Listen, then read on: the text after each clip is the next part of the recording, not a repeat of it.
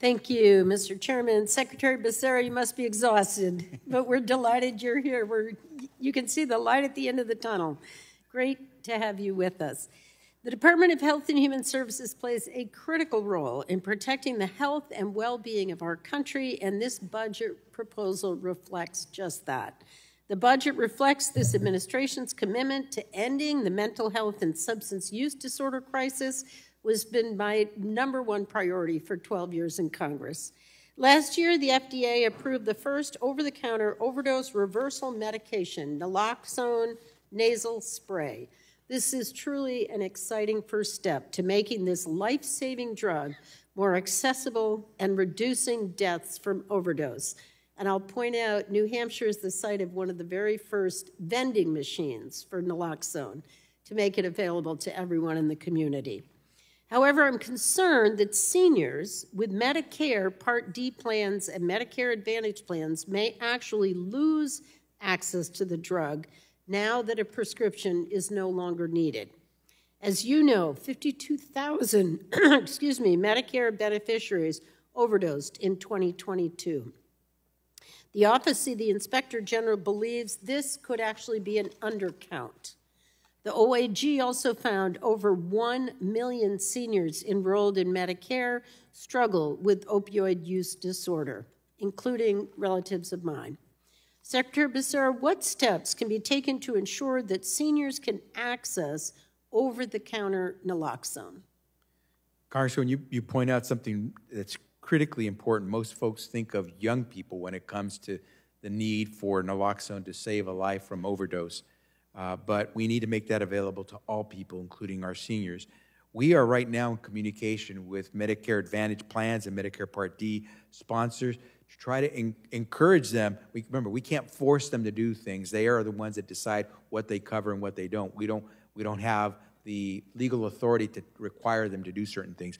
But we're talking to them because it just makes total sense. This is about saving a life. They might even save a lot of money by making sure Naloxone is available, because if someone doesn't end up ODing, they may still cost a lot of money for the care that they're going to receive while they're in the hospital. So we're right now in the process of talking to the health insurance companies, those who offer Part D plans, to make sure they're clear. It makes total sense to make sure Naloxone is available, even though it's no longer necessary through prescription, but can be available over the counter. Thank you, and I hope that more plans will expand their supplemental benefits and take action to help seniors maintain their access to Naloxone, and I stand ready to work with you on this important issue with my colleagues. I'd also like to discuss the work HHS is doing to better serve hard-to-reach populations. I applaud the Biden administration's effort to expand medication-assisted treatment and opioid treatment programs within the federal prisons. This is another area where I believe there's much work to be done, and I make it a priority in my months left in Congress. States and localities continue to struggle with the cost of providing mental health and substance use disorder services to incarcerated individuals under custody due to what's called the Medicaid inmate exclusion.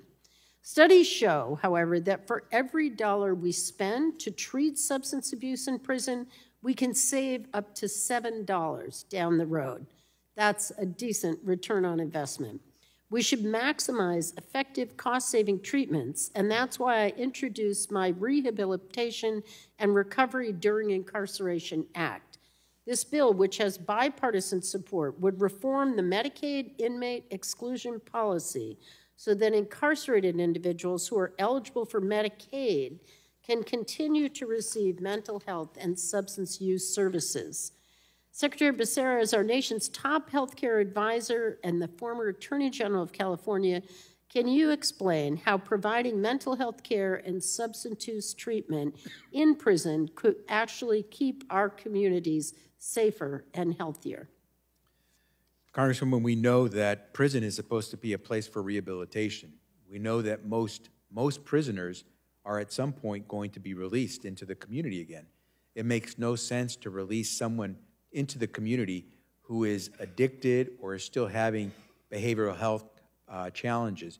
The more we do to get a prisoner ready for exit, the better prepared our community will be to bring them back into the fold.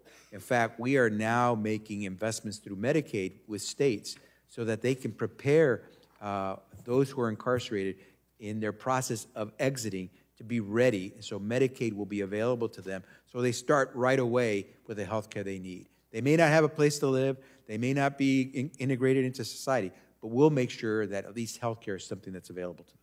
Thank you, and I encourage my colleagues to join our bipartisan bill, the Rehabilitation and Recovery During Incarceration Act. And it's a delight to have you with us. I'm so proud of your service. And with that, I yield back. Thank you. The gentlelady yields back. Chair recognizes Mr. Ober, an OT from California, for 5 minutes for questions. Well, thank you very much, Mr. Chairman. Secretary Becerra, thank you for being here today. I appreciate your willingness to engage with us on the issue of the HHS budget. I'm one who believes that we don't have enough interaction